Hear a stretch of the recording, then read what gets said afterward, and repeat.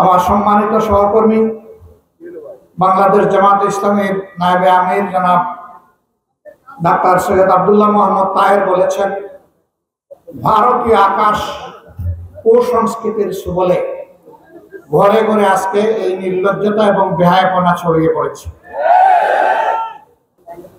Mega serial, short film, এই দুইটার মাধ্যমেই আমাদের গোটা সংস্কৃতিকে, সামাজিকতাকে, পারিবারিক বন্ধনকে, সব কিছুকে তছনছ করে দেওয়া হয়েছে। যে শিশুটি লাঞ্ছিত হলো সারা বাংলাদেশ, যার কারণে আজকে লজ্জিত, তার আপনজনেরা তার এই সর্বনাশ সাধন করেছে। মানুষকে এই পশুর স্তরে নামিয়ে এনেছে এই সংস্কৃতি। এই সংস্কৃতি আভ্যন্তরীণ হোক, আঞ্চলিক হোক, আন্তর্জাতিক হোক, এই নোংরা সংস্কৃতি বন্ধ হোক, এটা আমরা চাই। 2 নম্বর, হ্যাঁ, দর্শন এবং খুনের সর্বোচ্চ সাজা হচ্ছে মৃত্যুদণ্ড, কিন্তু আজ পর্যন্ত কয়টা মৃত্যুদণ্ড এই দেশবাসী দেখেছে? খুব হাতে গোনা 2-1টা, তাও দণ্ড দিতে গিয়ে প্রধান আসামিকে বাঁচিয়ে ফলস আসামিকে অনেক সময় ফাঁসি দিয়ে দেয়। কিন্তু যদি কোরআনের আইন কায়েম হয়, তাহলে অবশ্যই শতভাগ ন্যায় বিচার নিশ্চিত হবে।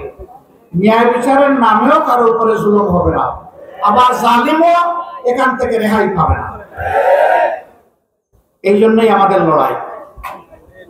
আমরা এই শিশুর হত্যাকারীদের দ্রুত বিচার শুধু দেখতে চাই না, বিচারের রায় কার্যকর হয়েছে তা দেখতে চাই।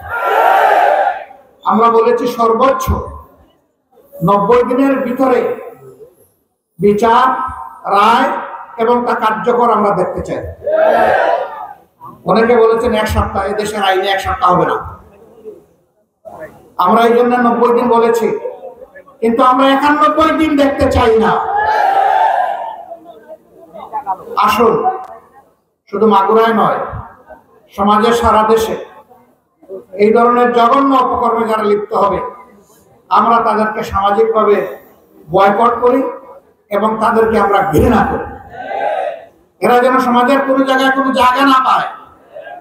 সে যত বড় লোক হোক, লম্পটি, দুষ্কৃতিকারী, সে দুষ্কৃতিকারী, তাকে তার লম্পট্য এবং অপরাধের শাস্তি তাকে পেতে হবে। তার বড় শাস্তি হচ্ছে সামাজিকভাবে ঘৃণা করা।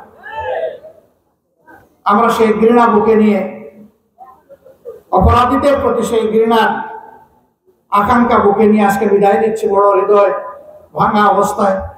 আসলে এই শিশুটির জন্য আমরা দোয়া করি, তার পরিবারের, মজলুম পরিবারের জন্য দোয়া করি, এবং সারা বাংলাদেশে এইরকম অতীতেও যত জঘন্য অপরাধ হয়েছে সেগুলোর যাতে বিচার হয়, আল্লাহর কাছে আমরা তার সাহায্য কামনা করি।